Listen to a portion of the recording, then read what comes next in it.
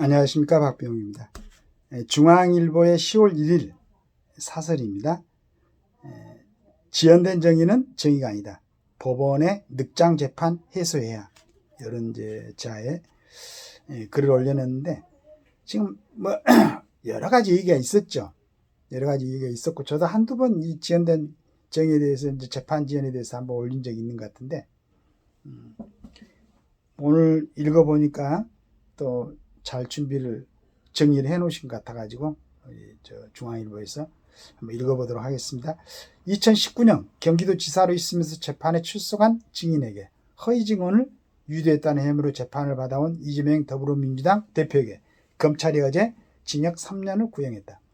지난해 10월 검찰이 이 대표를 이중교사 혐의로 불구속 기소한 지 11개월 만이다. 현재 4건의 재판을 받는 이 대표에 대한 검찰의 두 번째 징역형 구형이다. 반면에 이 대표는 혐의를 강하게 부인한다. 지난달 20일 공직선거법 위반 사건에 대한 결심 공판에선 검찰이 징역 2년을 구형했었다. 선거법 위반 사건 재판에는 이른바 633법이 적용된다. 1심 재판은 6개월, 2심과 3심은 각각 3개월이 안에 판결을 내려야 한다는 규정이다. 1991년 13대 국회에서 여야 합의로 통과시킨 국회의원 선거법 개정안에 포함된 조항으로 올해로 법 시행 33년을 맞았다. 이 조항은 1994년 공직선거법을 만들 때도 똑같이 들어갔다. 선거법 위반으로 유권자의 선택을 왜곡한 후보자에 대해서는 신속한 재판으로 법의 심판을 받도록 해야 한다는 취지였다. 그런데 2022년 9월 선거법 위반 행위로 기소된 이 대표의 재판은 아직도 1심이 끝나지 않았다. 재판부가 예고한 대로 다음 달 15일 1심 판결이 나오더라도 법정 시한보다 1년 8개월이 늦어지게 된다. 이중교사 혐의 재판은 언제까지 끝내야 한다는 규정은 없지만 사법정 인리의 신속한 재판이 중요한 건 마찬가지다.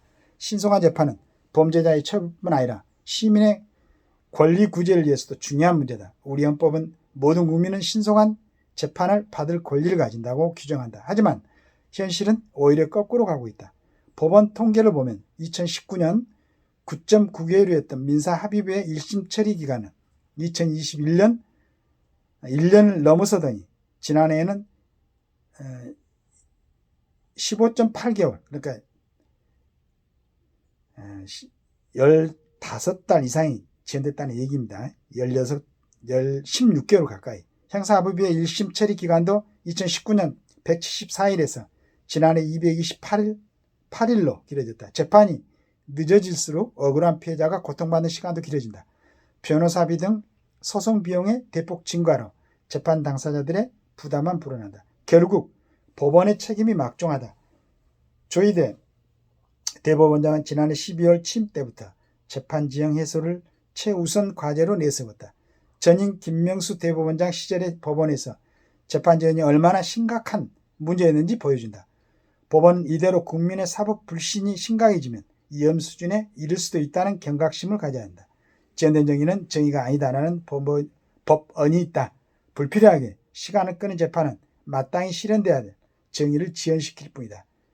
피고인이 고의로 재판을 지연시키는 행위도 단호히 배척해야 한다. 지난 21대 국회에서 처리되지 못한 법관 증언도 22대 국회에서는 적극적으로 논의하길 바란다. 여기서 이제 지연된 정의가 얘기가 나왔는데요.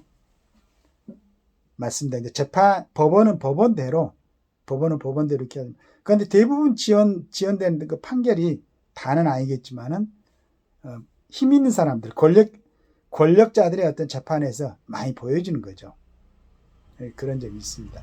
그래서 제가 항상 제가 주장한 게 아니죠. 저도 이제 장기표 선생이 돌아가셨지만은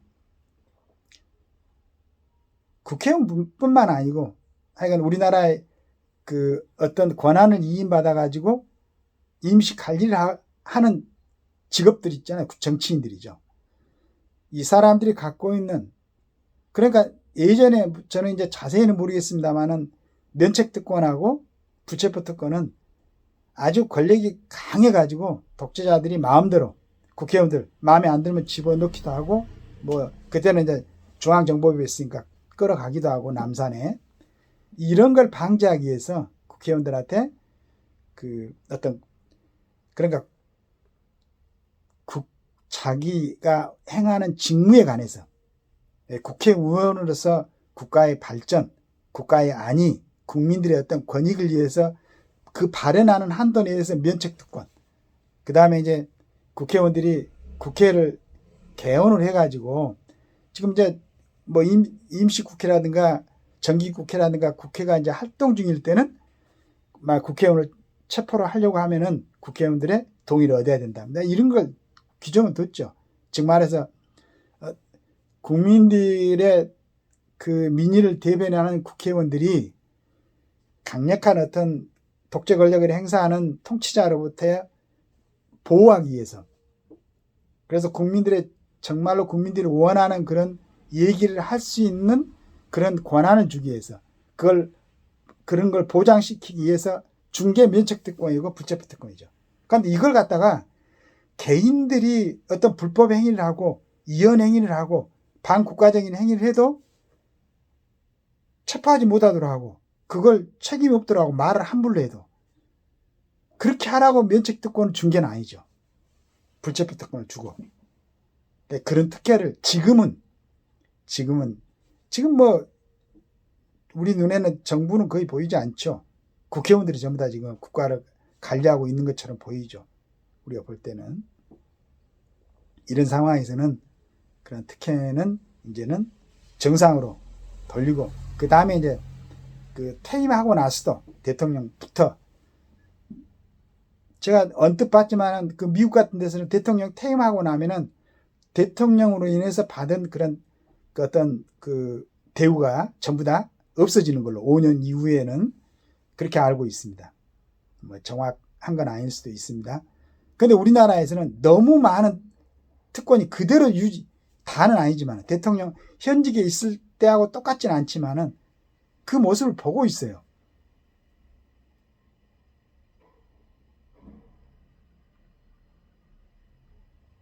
그런 걸 갖다가 저는 우리나라의 고위 정부, 대통령을 비롯한 정부 있는 사람들부터, 그 다음에 이제 정관예우, 물론 이제 지금 대법원장은 조희대 이 양반은 그 뭐 어디 학교 가서 강의하고 있었습니까?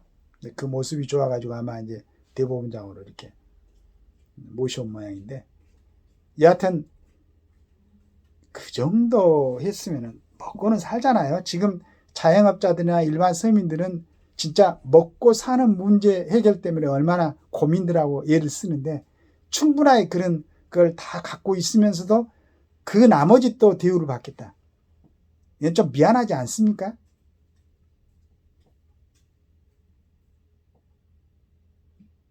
제대로 만약에 이제 그 생각을 하고 있는 사람들 같으면 그게 참 부끄러울 것 같은데 그런 건 없나 봐요. 그리고 아침에 제가 신문 보니까 그 뭐 어떤 정계 원로들 뭐 이런 사람들이 지금 윤 대통령한테 어떤 뭐 조언을 하고 이런 거 나오던데, 진짜 조언을 하고 어드바이스를 하고 싶으면은 지금 현재 정치권에서 이걸 탁하게 흐리고 있는 사람들, 그 다음에 행위라든가 언어 사용이 국민들에게 기감이 되지 않는 사람들, 이 사람들한테 틈틈이 얘기를 해가지고 그렇게 그쪽으로 가지 않도록 해야지. 무조건 대통령한테 포용하라고 그러고 안으라고 그러고 그럼 국민들은, 그걸 보고 있는 국민들은 그 어떤 짓을 해도 다 용인이 되고 다 자기들끼리는 그냥 서로 이런 모습을 보여주면 안 되잖아. 그런 점을 지적을 해야 되지 않겠어요? 국가 언론들이. 그렇게 지적을 해가지고 아예, 그러니까 그런 사람들이 정치판에 들어와서 그 미꾸라지 같은 모습들을 보이지 않도록 미리서 예방하는 그런 정치 풍토를 만들어야 되지 않을까 하는 참 그런 기대를 해봅니다. 어렵겠지만은. 그래서 항상 제가 얘기하지만은 우리가 이렇게 들을 수 있고 접할 수 있는 그러한 그 정치하는 분들은 항상 존경하고 싶고, 그 사람들 하는 걸 따라서 하고 싶고, 또 그 사람들을 내 주변에 우리 후대들한테도 자랑스럽게 얘기하고 싶고 이 사람이 이렇게 훌륭한 분이다 라고 얘기할 수 있는 그런 대한민국의 정치 풍토가 되었으면 너무 좋겠다는 그런 바람을 가져봅니다. 감사합니다.